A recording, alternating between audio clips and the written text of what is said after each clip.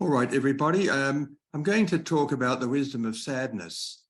And you may think it's a curious topic, but I thought about it. I encountered the wisdom of sadness, I guess some years ago. And I think it's a very Buddhist topic, partly because it opens up an area of wonder. It may expand our consciousness in a particular way. So let's just have a look. This is a painting. I've got a couple of images, but when we're talking about sadness, sadness is an emotion predominantly. We can talk about sadness, but it's the feeling of sadness that is sadness. And sometimes we forget that. We can ask each other about how we feel, and we may use words, but sometimes you wonder, is there a direct connection between the way I describe my feelings and the way they really are? Or you could look at somebody else who looks sad and wonder, is the way that I see their face and their expression, is that related to the way they actually feel? So here we have a man painted by Vincent van Gogh, called A Sorrowing Old Man. So sorrow is now used as a verb, if you like, and in brackets, at eternity's gate. Well, we look at this man and he certainly looks like he could be sad. And you might imagine, if you were in the room, how would you feel if you're in the room with this particular man or with someone else who's in a similar posture? I mean, he looks sad, but maybe he's just daydreaming and just waking up and he's rubbing his eyes. And if you said, "How are you, sir?" he may look up with a big smile on his face. But on the other hand, we're told that he is in sorrow. Maybe he's weeping. He's bent forward. But if we were there, would we be interested? Would we go to him and ask him how he felt because we felt concerned? Or do we feel awkward and uncomfortable and rather leave that place to another room? So I'm saying that because sadness tends to evoke a response in other people. That's one feature of it, as I'll mention later. Now, sadness is often called a negative mood or a bad mood. And even when we're talking about the satipatthana and mindfulness, and we focus on the Vedana, we focus on whether we have a positive mood or a negative mood, or a positive feeling, a negative feeling, or a neutral feeling. And so sadness, I think, gets a bad rap because it's assumed to be a bad or negative mood.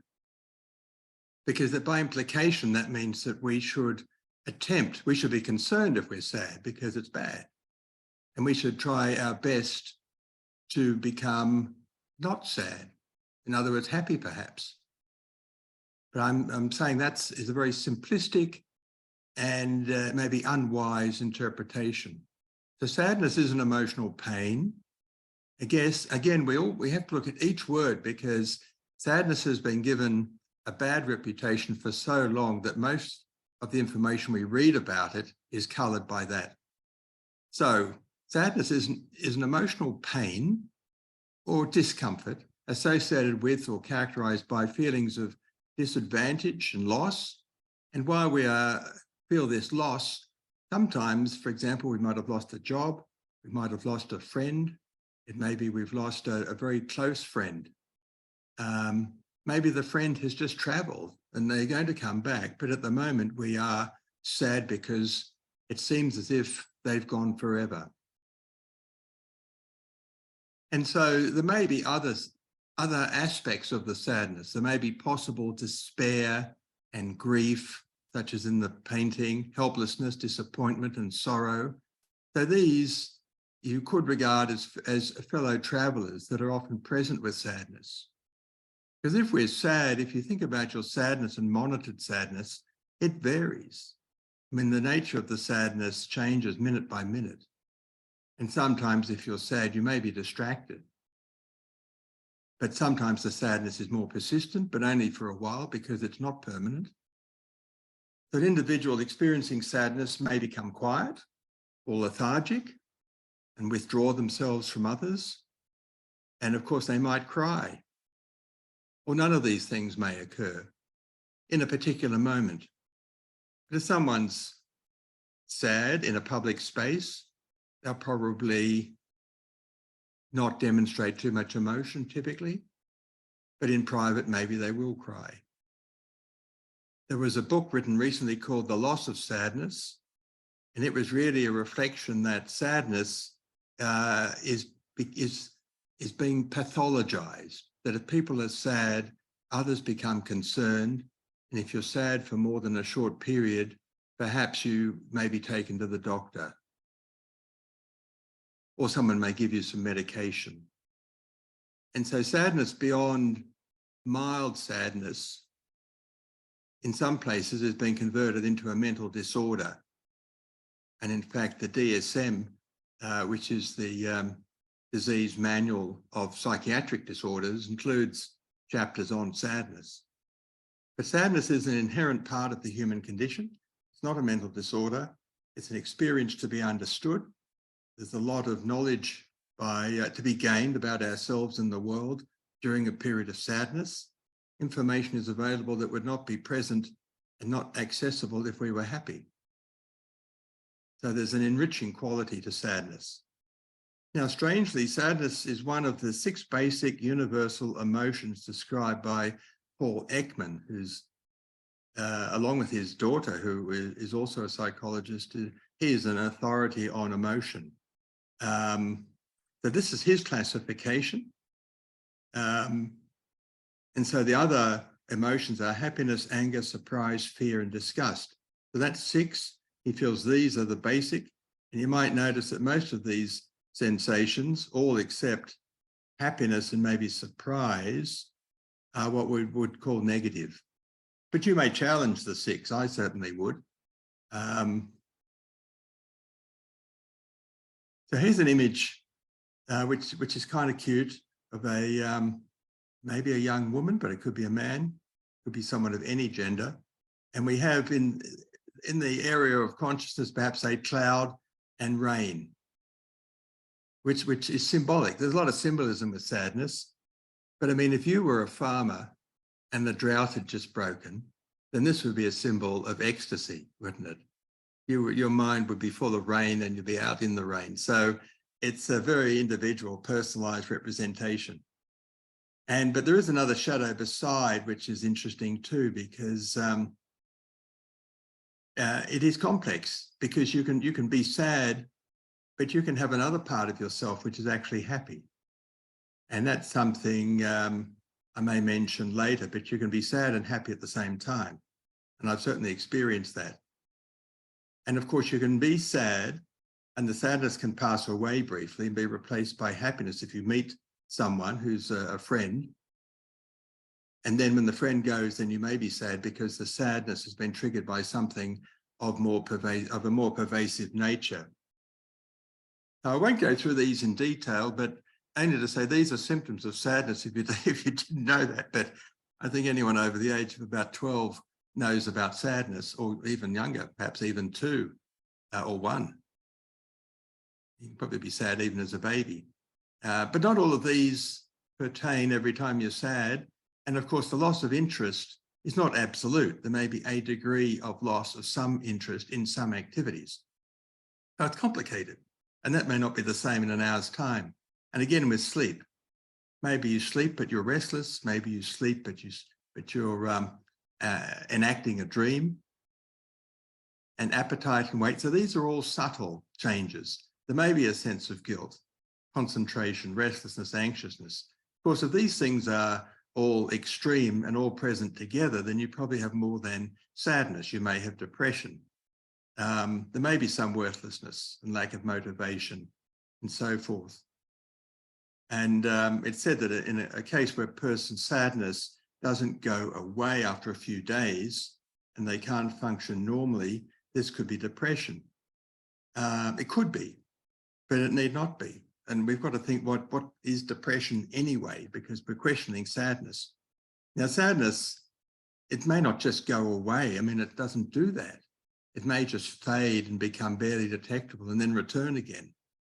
And I'm going to postulate that chronic sadness, where you actually encourage sadness to remain, because this is all implying that we really want the sadness to go away. But I'm going to be suggesting that we shouldn't ask the sadness to go. We shouldn't evict the sadness. We should enjoy it. We should ask it so you become chronically sad. You're always sad to some degree, and that's not a bad thing. That's what I'm going to suggest beginning now. And then if we find unable to function normally, now I would challenge the whole notion of functioning normally, because there's so much social control and conditioning in that statement. And that's one of the issues with sadness. We feel uncomfortable with sadness because we all live in the delusion that in our society, everyone should be happy. And indeed, in the American Constitution, it's everyone's right to seek happiness and be happy. And so happiness is being portrayed as the goal, as the right of everybody to be happy and not sad. And so this normalization of behavior through the day is very problematic, because I think how do we function normally? That's the question that each person, I think, has to answer. Depression, they say sadness may go away with a heartfelt conversation, and it may too. And they say depression is something that must involve, or that should involve, the help of a mental health professional. So that's another statement that I would question. I don't know that mental health professionals are always the best person. Again, that's part of the social conditioning, that we're provided with mental health professionals to eradicate the sadness as soon as it appears. But and so we see so much promotion of this. So I'm just putting that out there. And being in the medical profession, I'm even more concerned that the medical profession get tangled up in sadness. And then talking about depression as clinical and major, these things, in my view, don't have a lot of realistic clarity. And we can talk about that later, perhaps. And then there are these other aspects of depression. I'll mention a bit more about depression later. They tend to be very similar to sadness, but just more pervasive. And someone may be depressed, and maybe, of course, depression is just a word. They may be sorrowful. And normally a society can help those people directly. We can have a compassionate society or a compassionate neighborhood where we take an interest in each other, and we can feel quite competent in caring for people that have a severe sadness or even a depression or a grief. So I mentioned sadness and its fellow travelers, and other emotions that are often present as well. And there's a certain ecosystem of this mood. Now, the word sadness originally meant fullness, and it came from the same origins as, well, the word satis, which gives us satisfaction and sated. So not so long ago, perhaps in the 18th century, to be sad meant that you were filled to the brim with some intensity of experience. The sadness was felt to be a very positive experience. Now, the facial expression I mentioned and other external bodily evidence of internal emotion, it may be present, but essentially it is felt. It's a feeling, it's an emotion. And if there is an external expression, so be it. But they're not the same thing. And but nonetheless, if we're sensitive people and we are very close to someone, then we can usually determine their mood, but not only how they look and behave and speak, but everything else about them. And we just know. So we have intuition. So we just know, and we have a feeling exactly how their sadness is being felt. because we feel almost the same if we're close enough. And sometimes the eyes are a giveaway, but not always. You can certainly, if you're attentive to people's eyes, you can see the first sign of sadness as the eyes maybe become slightly moistened. If someone's talking, you can hear a change in their voice as well. But I would say that emotions in general, in my view, are evanescent. In other words, they're just coming and going, invisible, because no one else can see them, immeasurable, and they circulate through community. So our emotion in a community of people that know us, even people that don't know us, the emotions can leave our physical space and circulate so other people can feel our emotions, even if they may not even be aware of it, but they can be moved and changed by it.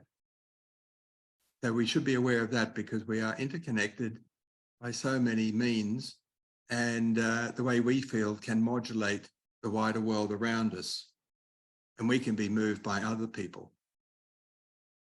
Now, I was thinking about this, and I think there's a certain geometry, maybe because I was interested in mathematics as a young person, and still. So there's a certain geometry. So there are vectors of sadness, okay? So let me try and explain.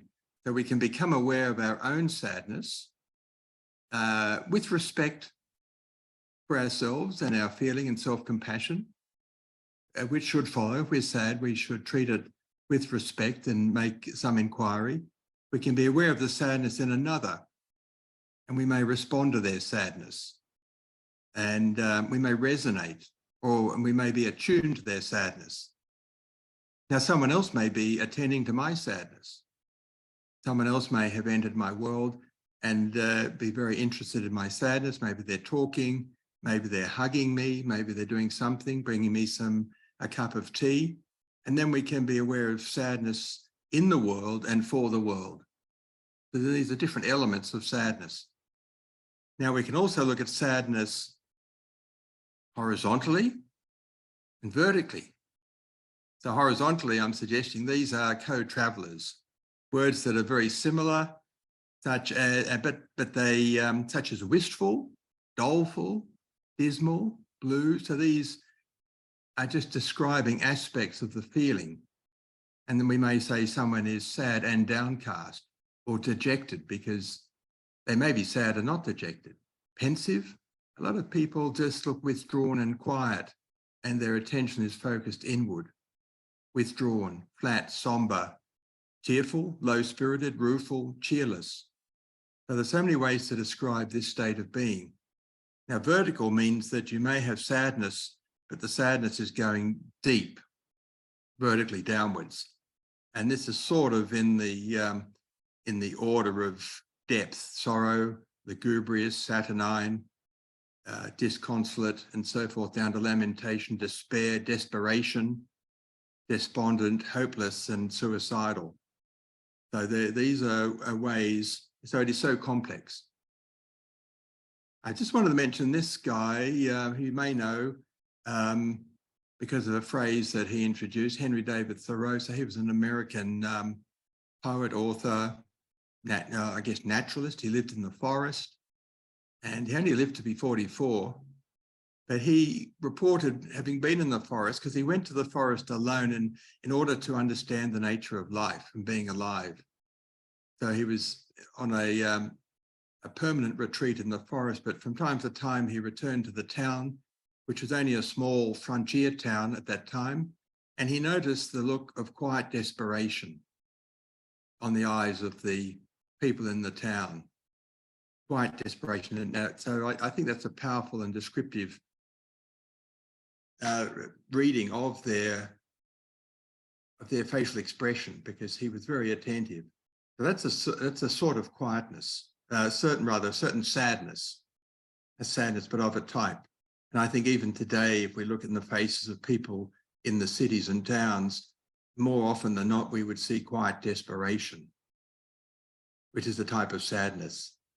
So they're focusing on their own lives and the life around them, which they don't understand, they don't control, and they're not quite sure what's happening. So this can be seen in the eyes, and David Thoreau himself said, in my observation, most people live an empty life caused by unfulfilling work, lack of leisure time and misplaced values, and money, possessions and accolades don't help either. So I don't think much has changed in the past almost 200 years. And then he talks about his particular life, where he's in control, basically. Not so much in control, but he's very attentive to his life and the way he interacts with the world around him. That's another image which I think is very evocative. And I think we would say that she is sad. And indeed, it looks as if there are tears flowing from all parts of her body, not just the eyes. So her whole body perhaps is crying. But her eyes are shut, she's thinking inward. Her hand is on her cheek, which is often a pleasant feeling of support, but she's sad.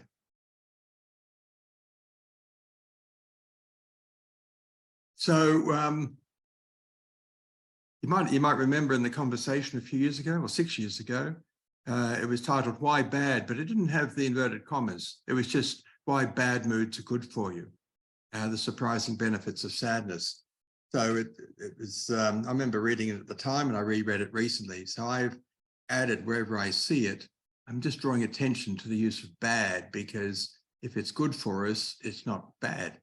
So in our culture, normal human emotions, so again, that problematic word normal, like temporary sadness, are often treated as disorders. There's manipulative advertising, marketing, and self-help claiming that happiness should be everybody's goal. And indeed, that's what's out there, all the marketing for us to grasp something outside ourselves to improve our mental state.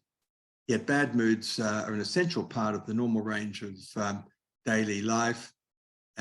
Despite the near universal cult of happiness and unprecedented material wealth, Western societies have not improved in terms of life satisfaction or quality of life.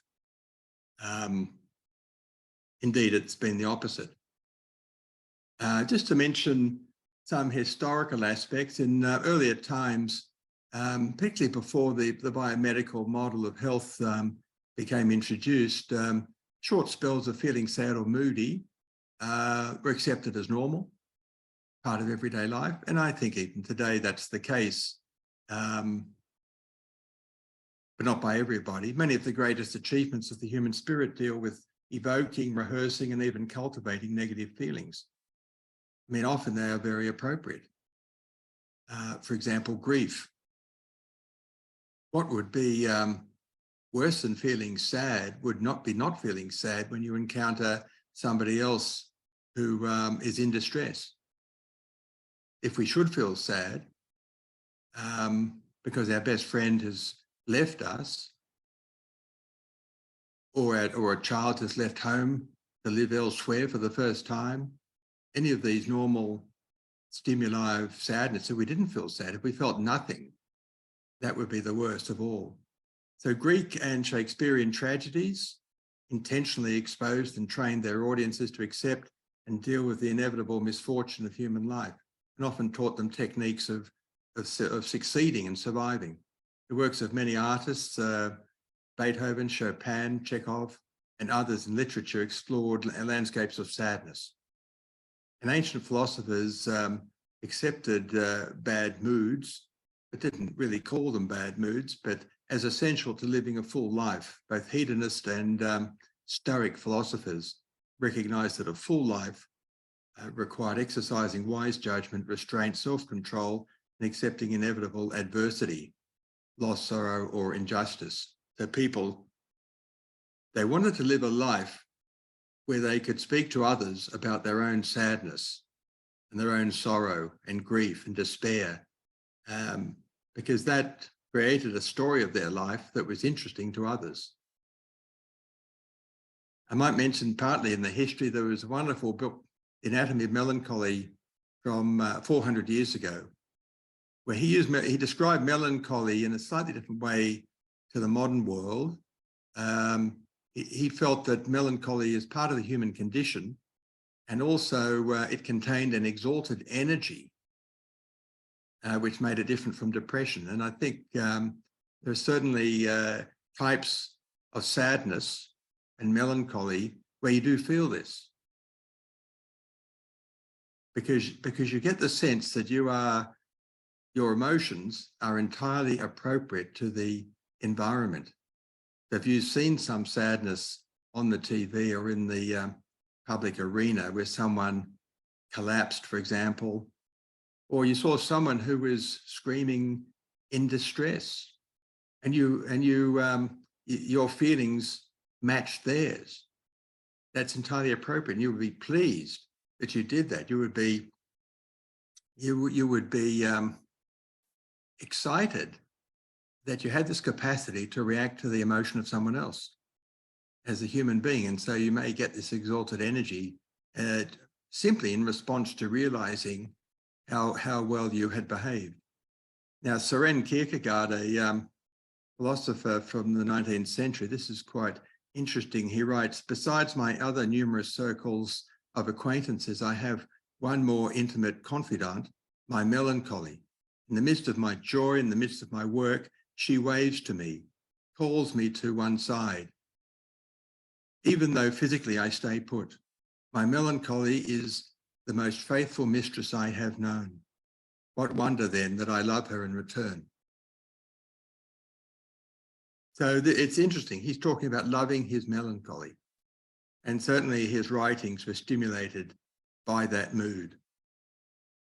Now, I'll just mention some psychological benefits of sadness. So people have taken an interest.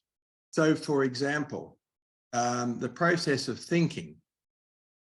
Okay, so the process of our normal day-to-day thinking can be influenced by our emotion. So affect or mood may influence how people think.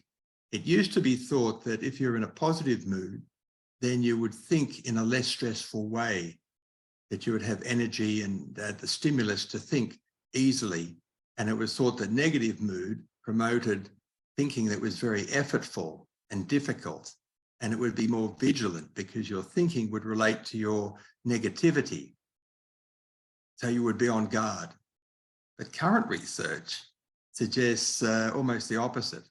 It suggests that if you're in a negative mood, I'm allowing the phrase negative mood, so supposing you're sad, it tends to lead to thinking that's more accommodative. In other words, accepting the way things are. It's bottom-up processing. In other words, you're thinking from the ground up. You're thinking as you encounter something that's entirely new. You're making no assumptions. You're using your past experience and memory to decide what's going on. You're focused on the current detail of the external world. You have increased attention to new phenomena in the external and also within yourself. Your thinking is a little more concrete and detailed. And so you end up seeing the world as close as you can to the way it currently presents. So all that thinking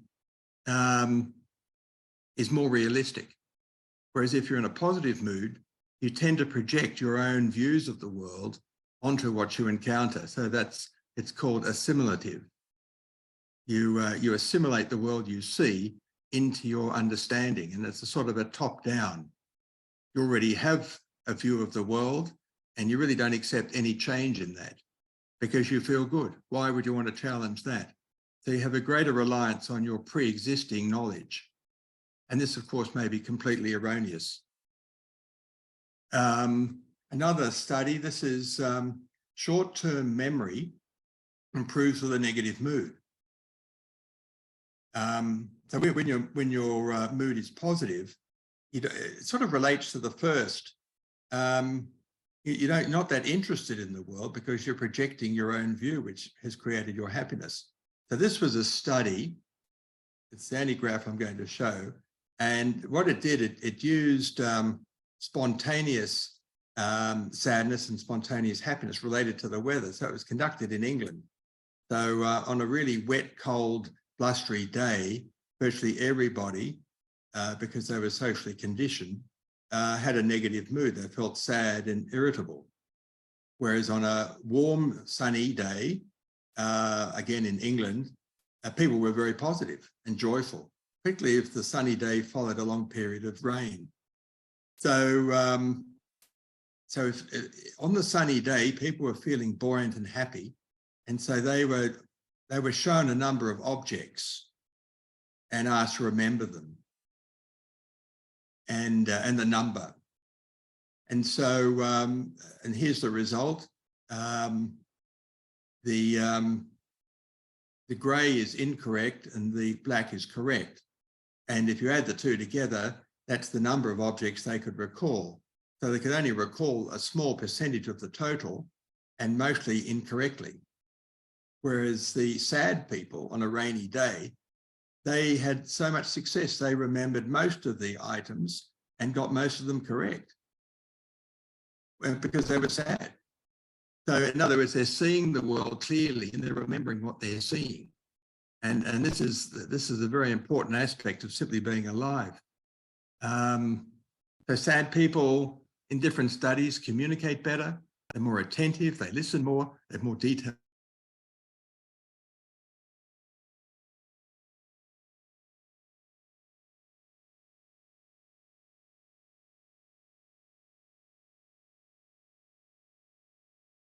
I think we seems to lost Jonathan. I'm back. Okay. I just have to there we go. Okay, as you were. So, so sad people tend to communicate better, as I just said. They can use more persuasive arguments. They're more conciliatory. They can understand ambiguity. It's great to be sad. And there's increased fairness. They're more accommodating with other people. Let me just move on. And there are just a few other benefits of sadness, if you're not persuaded already. So mild temporary bad moods serve a useful adaptive purpose because they help us cope with the changes of everyday life. It's appropriate that we have periods of sadness. They also act as a social signal that communicates the way we are if we disengage and withdraw from the world around us. So it's protective and it can evoke concern in others and we can be helped. Plus sadness is a state, and this is one reason I favour sadness, because in a state of sadness, it enhances empathy and compassion because we're more aware when we're sad that other people too can be sad. So we're interested in other people. Whereas if we are happy, then we're focused on our own happiness and we're less interested in other people. And there are many reasons for that. So when we're sad, we're more aware of connectiveness. We have a greater moral and aesthetic sensibility and so forth. And some negative moods, such as melancholia, nostalgia, and this one that you may know, solastalgia. The solastalgia. Okay. But just going through the other benefits. Yes, I was just talking about solastalgia, which is a type of sadness that's quite pervasive now. So solastalgia is a longing for the climate that we used to have. So people who are attuned to changing climate have a type of sadness, which is a longing for the past. But nonetheless, these states can be pleasant because it takes our mind back to pleasant times and allows us to be aware of the changes and motivates us.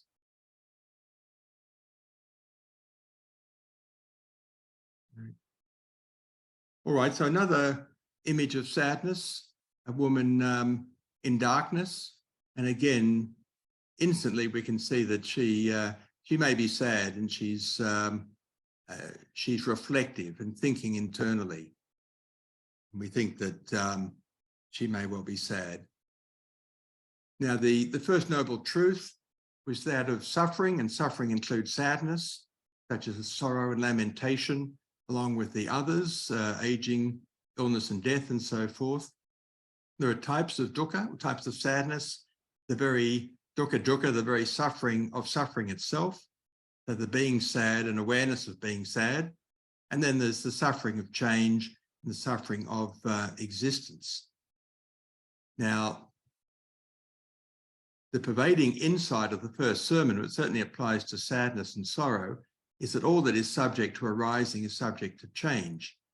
So we're aware that our sadness is likely to be temporary, but it may return, because if we're open to sadness and not trying to release the sadness, because the sadness is simply awareness of the world as it is.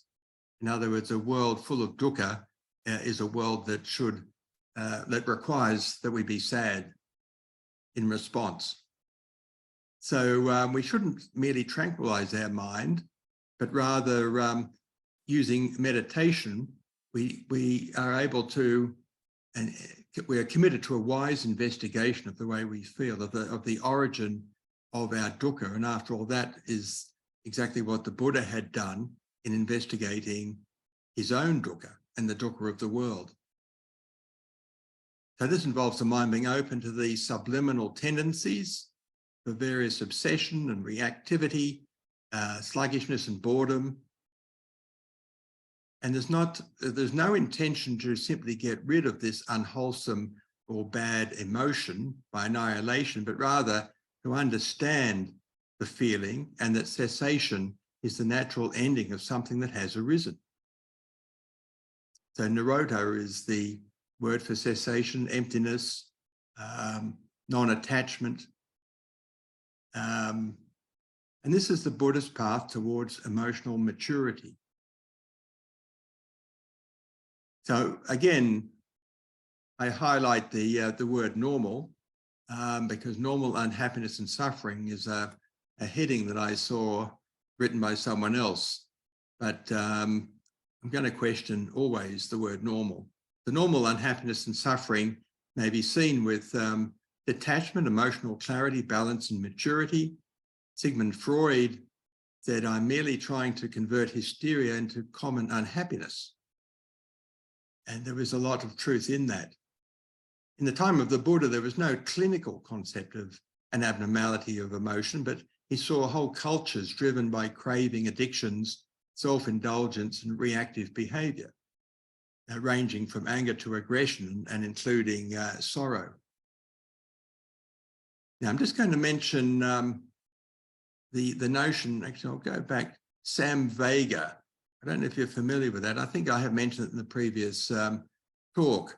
Sadness and Samvega, which are related. Now, Samvega is a Buddhist term, a Pali term for a spiritual emotion, right? Or a spiritual urgency. And essentially, it's the feeling that the Buddha experienced when he was in the palace and had seen older people in illness and death. And this evoked sadness because his palace life was intended to keep him happy all the time. And so he became sad when he saw the realities of life. But that was not enough. He experienced Samvega, which was the desire to act upon what he had seen. And so he had a spiritual urgency. I must understand this more completely. And that drove him to develop everything else that happened in his life. So the discontent, sadness, loneliness, and angst, these are one's allies and best friends on the spiritual path because they tell us the truth, and they, in particular, that nothing will ever truly satisfy us except the profound inner fulfillment, the ineffable joy, the peace that passeth all understanding that can only come from knowing oneself. And that includes one's sad parts as well.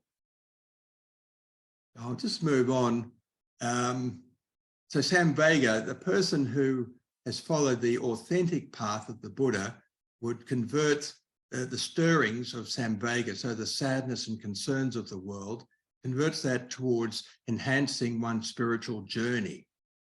So this is more likely to happen from a place of sadness than from a place of happiness. And all else follows from that. Now, coming towards the end, I just wanted to mention a book and really a lifetime of research called The Quiet Virtues of Sadness that follows on from what I said about the positive psychology. But it goes a little further in saying that sadness and joy are both manifestations of love, and indeed two sides of the same coin. The love in the presence of its object, so love in the presence of one's close friend manifests as joy, and in the absence one feels sad. But one should remember that even in the presence of one's love, it's possible to have feelings, what will life be like when she leaves me? Like, I feel love now and joy, but in 10 minutes she's going to catch a train and go to work, and I will feel sad. So even in the presence of your loved one, you can have sadness. You can have joy and sadness together. That's the way our minds work. And sadness, as I mentioned earlier, can arise as compassion or care in response to the suffering of others. And it can be regarded as a sign of moral sensitivity and value. I've mentioned longing. Longing is a particular type of sadness. It's a complex state, and sometimes it contains unpleasant feelings of loss and sorrow, but also contains, because you're longing for a particular feeling, the loss of or the absence of a person, but it could be a place. You're longing to go to your home or to a holiday place or some other spiritual place. You may be longing for another time in the past when things were better, and so forth. So it's an intense wish to be removed from where you are at the moment. And this can be pleasant, but it's certainly informative. And in Portuguese, there's a word saudade, which describes lovingly an emotional state suffused with melancholic sweetness that fills the soul with longing, desire, and memory. I won't spend much time on this because I want to have time for some questions, but sadness can be seen as flourishing. And you can see that sadness as a moral sensibility. It can lead to psychological development, aesthetic sensibility. It's integral to a fulfilled life. So it has all these positive aspects. I'll just move on. So this is really my summary. The attraction of chronic sadness. The striving for hedonic happiness, which hedonic happiness is the happiness that's more instantaneous, that one may achieve by going to a party, by taking drugs, alcohol, going on a cruise. Not that these necessarily lead to happiness, more of an escape, but it's transient and not fulfilling, consumes time and energy and often fails, and when successful is often disappointing, and it may isolate us from our sad kindred. Eudaimonic happiness, which is the Greek word, is this more Buddhist concept of being at peace with the world, or content, accepting that the world contains universal dukkha, with so much work to be done, but you are happy to be in a state of resonance within the world, and you see the world as it is, and you get a type of happiness in addition to the sadness. Sadness results from and creates interconnection. So we see sadness in others, and it's more likely that we can engage in conversation and share our sadness and listen to the sadness in others. And this leads to a deep and meaningful conversation more often than not. And of course, whilst being chronically sad, we're supported by the 4 Brahma Viharas, and this state enhances our awareness of the world, and we develop a clear view of the effulgent and evanescent world. So that's the world in its true beauty through the eyes of a sad person. So I think I will leave it there. I might finish with this sadness in other cultures.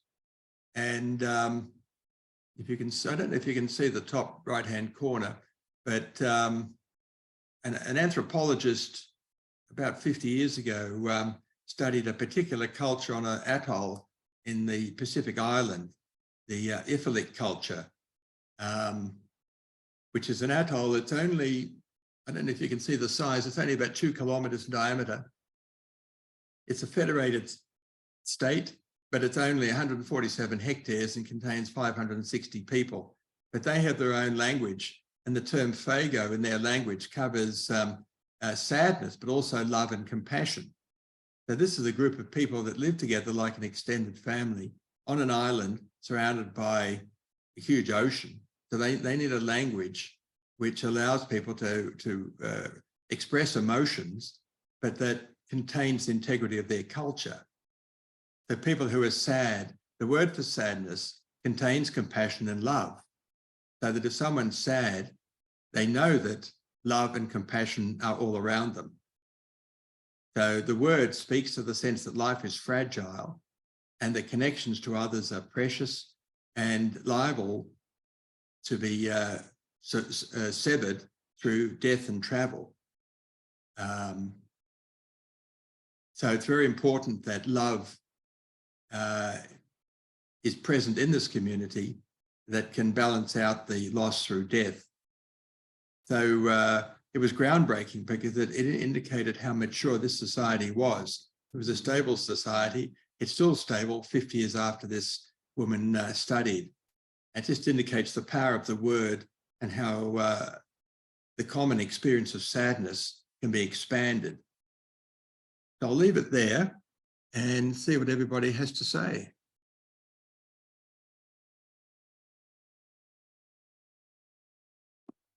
See whether you agree with me that sadness is totally wonderful. I hope Jonathan.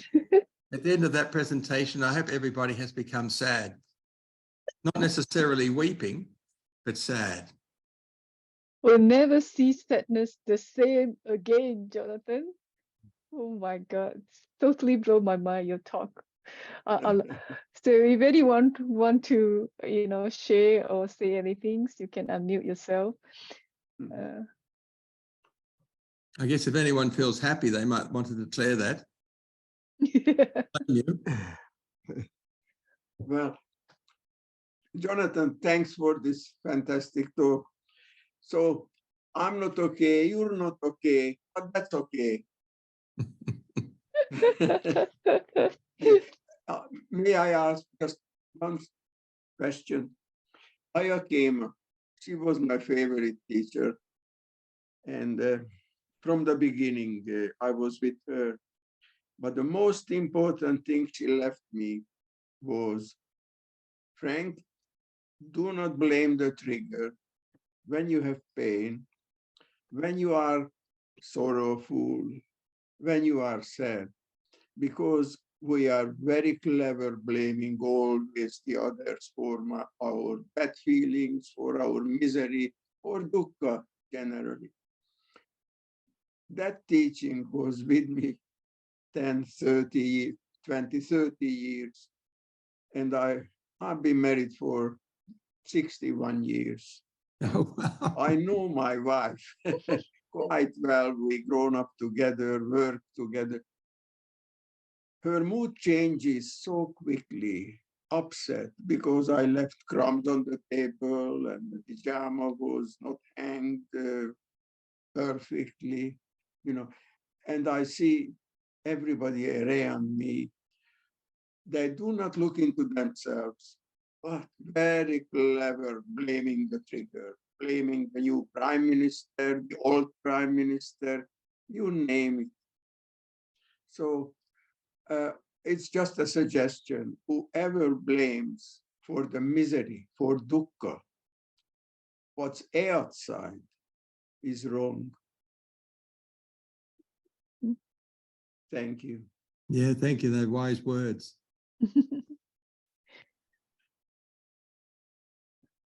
I was just finished a retreat with Bhante Akaliko, an Easter retreat, and one of the sutta Bhante was teaching was about 5 opportunity for freedom.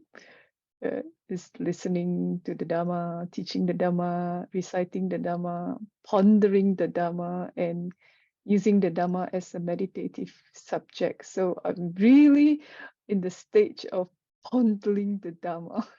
He said, it's listening to you, it's like, oh, so many light bulbs. And I certainly also feel like that freedom, the opportunity of that freedom. Thank you so much, Jonathan. I will listen to it again. Well, yes, because in the state of sadness, I mean, if we find that we're sad, if we identify the fact that we are in fact sad much of the time, we're supported like by the Dharma in this, because it gives us this basis of wisdom and understanding and interconnection.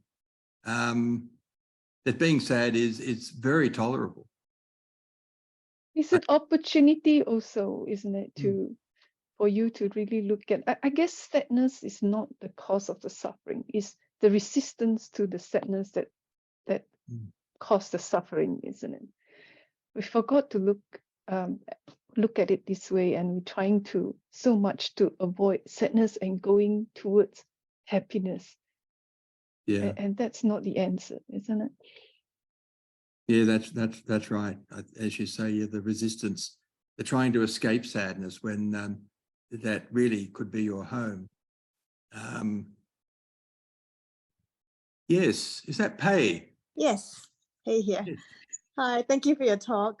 I just have a question regarding sadness when like it affects our physiological body, like in terms of our physical body and our biological functions, like because of the hormones that you produce when you're sad, all the cortisol and stress hormones and everything. So how do we deal with that? Or like, is that something okay to just accept it as it is, or should we just do something to change that? Yes, back again. Yeah. Well, yes, I guess I would say that there are levels of sadness, and I think the body's always reacting. I mean, the hormone system and the neurological systems are so subtle that there will always be a slight increase in cortisol and all the unknown hormones, right? I mean, the body and the mind is always exquisitely sensitive. And I think with experience, we're aware of that. We're aware we may wake in a certain state, or we may, due to some factor during the day, it may be a memory comes up and we feel a bit sad, but we also notice changes in the body, that I suddenly feel a little more lethargic and okay, that's part of the process. It's normally, I'm not talking about severe states of profound depression where we just cannot function at all. But what about chronic stress, like chronic sadness? So if you're sad for a prolonged period of time, that wouldn't be very good for the body, no? No, you're right. I mean, it's so subtle, and that's why we have to become so aware through meditation, so that we're very aware of our precise, like emotional state. That's part of the satipatthana, is being very mindful and knowing our state very precisely, so that we can respond, identify the causes possibly, and make some changes. But yes, if we're uncomfortably sad for a period, well, then there may be something we have to do. And you're talking about chronic stress. Well, we live in chronic stress in the city, in the urban environment, on our phones and with everything else. I mean, it's awful. It's an inhumane environment. And so it's very hard to regulate our emotions. So sometimes we simply have to take action. And that's really why many of us have come to meditation, so that we're adjusting our life, we're simplifying, reducing all the stressors, so that we survive.